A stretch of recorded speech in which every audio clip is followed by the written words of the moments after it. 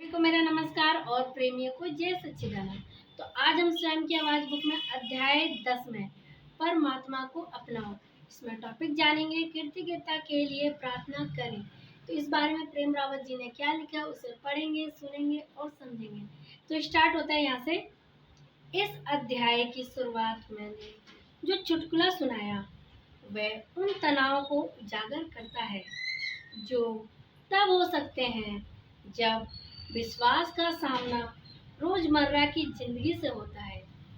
मैं कई मित्रों से बात करके जान चुका हूँ कि विश्वास कठिन परीक्षाओं को सह सकता है। जिन लोगों को लगता है कि वे केवल विश्वास करने के बजाय उस दिव्य शक्ति को जानते हैं, अक्सर इस तरह की स्थितियों में थोड़े लचीले रहते हैं। हृदय कुछ परिस्थितियों में मन से ज्यादा मजबूत हो सकता है।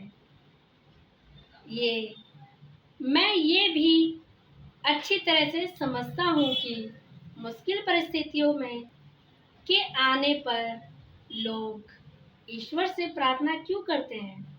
उस चुटकुले में वे दुर्भाग्यपूर्ण व्यक्ति गिरकर मरना नहीं चाहता है और तब वे प्रार्थना करता है। ये बात तो समझ में आती है। मुझे लगता है कि जब वह चीजें ठीक चल रही हो तब भी हम प्रार्थना करने पे विचार कर सकते हैं। मेरे लिए एक सच्ची प्रार्थना तब होती है जब आप धन्यवाद देते हैं, ना कि केवल तब जब आप व्यक्तिगत अनुरोध करते हैं। एक युद्ध के बारे में ख्याल करें और आप दोनों पक्षों के सैनिकों को जीत के लिए प्रार्थना करते हैं। वे देखेंगे। यहाँ प्रार्थना के बारे में एक छोटी सी कहानी है। एक दिन एक युवक एक महत्वपूर्ण नौकरी के इंटरव्यू के लिए साइकिल से जा रहा था। उसकी साइकिल एक नुकीले पत्थर से जा टकराई और पंचर हो गई। ये बहुत बुरा हुआ। आदमी ने सोचा, अगर मेरा ये टायर ठीक नहीं हो पाया तो मुझे नौकरी नहीं मिलेगी। और वह अपनी समस्या के समाधान के लिए प्रार्थना करने लगा। अगले मोड़ के पास एक और युवक था जो अपनी साइकिल मरम्मत की दुकान के बाहर बैठा था। वह बहुत दुखी था कि उसकी कोई कमाई नहीं हो रही थी। उसने सोचा, जब तक मुझे आज ग्राहक नहीं मिलते मैं अपनी कमाई खो रहा हूँ। और तब वह प्रार्थना करने लगा।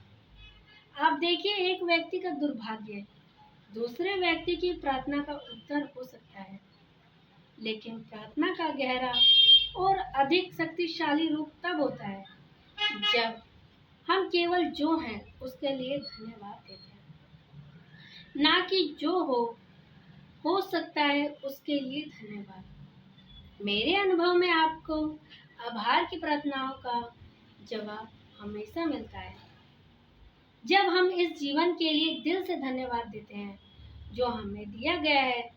तो यह हमारे अंदर की शांति की एक अद्भुत अभिव्यक्ति होती है।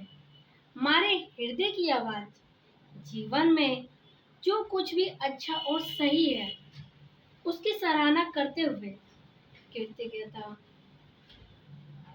हमें पूर्ण महसूस कराती है। लेकिन हमारे पास हमेशा और अधिक ग्रहण करने की क्षमता होती है। हम सभी में शांति, आनंद और प्रेम की अनंत क्षमता है। क्या यह बात अनोखी नहीं है?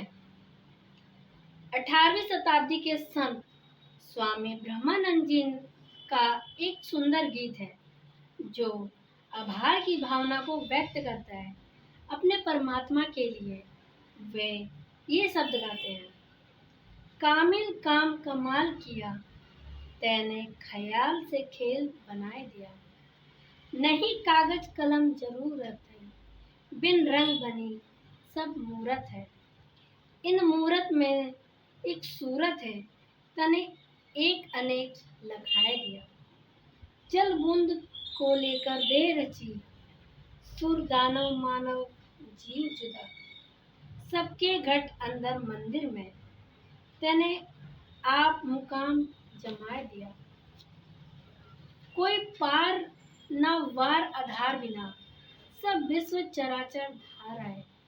बिन भूमि मनोहर महल रचा, बिन बीज के बाग लगाए दिया। सब लोकन के नीत संग रहे, फिर आप असंग स्वरूप सदा। ब्रह्मानंद आनंद भयो तब मन में, गुरुदेव अलेख लखाए दिया। हमारे अंदर की दिव्य शक्ति की ये कितनी सुंदर प्रशंसा है। तो ये समझने की बात है। अगर आप प्रेम रावत जी को सुनना और समझना चाहते हैं तो मैं उनका लिंक डिस्क्रिप्शन में डाल रही हूँ। आप उन्हें सुनिए, समझिए और उन्हें फॉलो कीजिए। बस इतना ही। धन्यवाद।